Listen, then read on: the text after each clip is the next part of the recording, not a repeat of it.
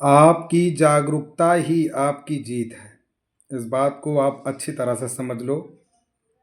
यदि जागे नहीं, अपने अंदर कमियों को सुधारा नहीं, तो जीवन में अन्नू त्रिपाठी जैसे चार भी पैदा होंगे तो आपको जिता नहीं पाएंगे, क्योंकि आपकी जागरूकता ही आपको जिताएगी। और यही निवेदन मैं बराबर करते आ रहा हूँ, लोगों को समझा रहा हूँ, कह रहा हूँ कि जागो।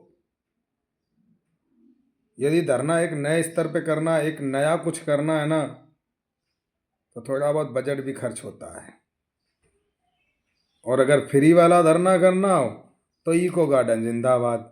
आराम से जेल के अंदर बंद रहेंगे, एक दो दिन चिल्लाएंगे, तीसरे दिन घर घर चले आएंगे। ये चाहते हो तो हमें कमेंट करो, तो इको गार्डन में ही रख दिया जाए, हमें क्या आपत्ति है। लेकिन कहने का तात्पर्य है कि यदि मजाक से हटके कुछ करना चाहते हो तो हमारी कुछ स्कीमें हैं, उनको अच्छे से समझ लो। यदि समझ में आए तो, ना समझ में आए तो हर हर महादेव। नंबर एक, जितने भी ग्राम प्रहरियाँ हैं उनके हाथों में लगभग लगभग स्टैंडी होनी ज़रूरी है। उस स्टैंडी में आपकी मांगें लिखी होनी चाहिए, जो नहीं हाथ में पकड़ के उठाया जाता है। कुछ में मोदी जी की तस्वीर लगी होगी जिसमें लिखा होगा मैं चौकीदार। इस तरीके की स्टैंडी बनाने का प्रयास कर रहा हूँ। हो सकेगा तो झंडों का भी प्रयास करूँगा। इसके अलावा बैनर पोस्टर हर जनपद में लगाने का प्रयास करूँगा कि हर जनपद में लोगों को पता चल सके। प्लस मीडियाबाजी करूँगा, दैनिक जागरण, हिंदुस्तान से लेकर समस्त पेपर में, ताकि क्षेत्र क्षेत्र हर जगह जगह पर लोगों में जागरूकता बढ़ सके। अब ये सब करने के लिए बजटवा लगी भैया, तो वो बजट अन्नू त्रिपाठी अपने जेब से थोड़ी ना लगा दिए। 1000, 2000, 3000 की बात हो, चलो भैया हम झेल लें। भाई अगर स्टैंडी भी बनेगी, आप समझदार हो, अगर एक साथ होल सेल में और थोक में भी बनवाऊंगा तब भी कम से कम हमें लकड़ी डंडा उसमें जो लगता है सब मिला मिलू के 30-40 रुपये तो पड़ेगी पड़ेगी, इससे कम क्या पड़ेगी।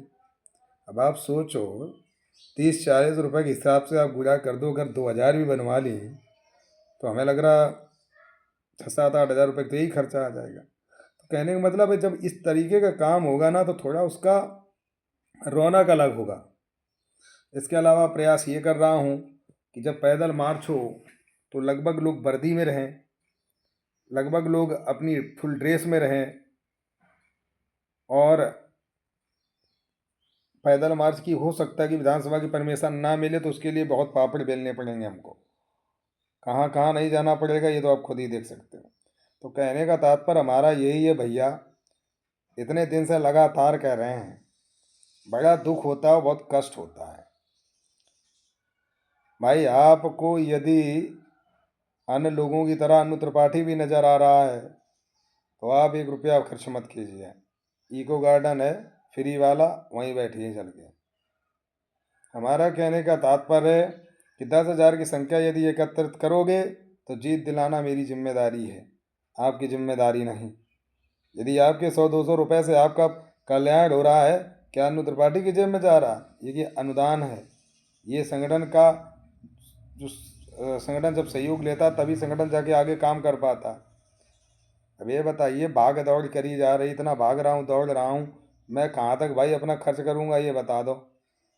लोग समझना ही नहीं चाहते। प्यार से समझा रहा हूँ भाई, पता नहीं कौन सी सोच में डूबे वो। और खासकर मैं पदाधिकारियों को कह रहा हूँ कि आप लोग जागरूक होइए, जागरूक होइए।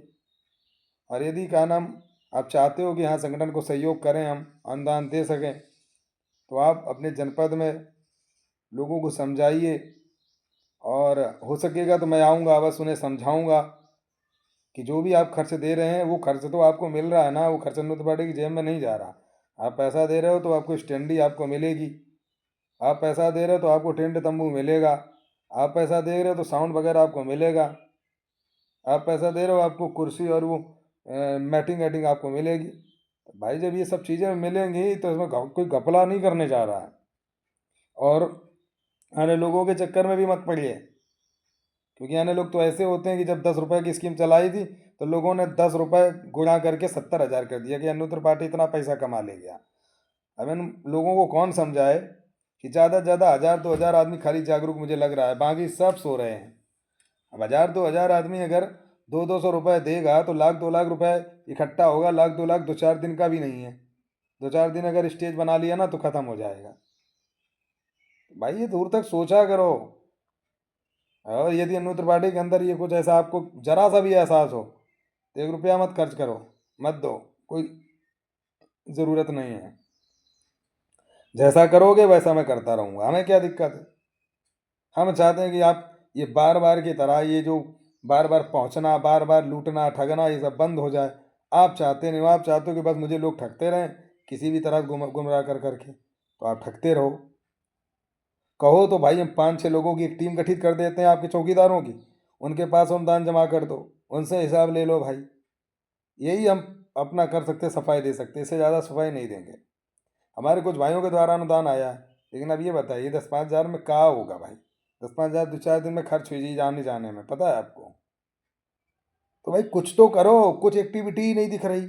और फिर अनुदान देने से ये भी तो अनुमान लग जाएगा कि भाई कितने लोग आ रहे हैं लगभग लगभग, तो अपना दिखाओ।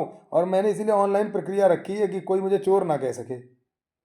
भाई आप यदि कोई कुछ चीज़ कर रहे हो तो उसका स्टेटमेंट रहेगा, कोई बेईमानी नहीं कोई करने जा रहा। जो आप कर रहे हो उसका काम आपको दिखेगा, है ना। हर आदमी एक जैसे नहीं होते, इस बात को हमेशा याद रखना। ठीक है ना बंधु। यदि समझ में आया तो कमेंट करो कि आप लोग क्या चाहते हो, मैं क्या करूं। अभी मैं जा करके पूरा बयान ले लूँ, सब दुनिया का लेथन हो जाए, फिर वहाँ आकर के मैं भीख जैसी थोड़ा ना मांगूंगा सबसे कि भैया 100-100 रुपये जमा करो। इससे बेइज्जती होती है यार। अधिकारी नेता भी सोचेंगे कि ये लोग भिखारियों की तरह भीख मांग रहे हैं, इनके पास स्टेज लगाने का पैसा नहीं है। तो ये भाई औकात नहीं अपनी बनानी हमें। इसलिए पहले से हम लोग सब मिलकर के तैयारी कर लो। और जो हमारे सहयोगी संगठन है मैं उनसे भी निवेदन कर रहा हूँ, भैया आप लोग भी हो सके तो जो लोग देना चाहें उनको समझा दो। कोई दो जोर दबाव नहीं किया जा रहा कि भाई साहब कुछ ना कुछ अनुदान करिए, उससे यही होगा कि आपकी लड़ाई को लड़ा जा सकता है। और यदि हमारे सहयोगी संगठन है तो आप अपने पास जमा करा लीजिए, मेरे पास ज़रूरत नहीं है। जहाँ खर्च हो वहाँ खर्च करिए, बस बात खत्म है। जय हिंद, जय भारत।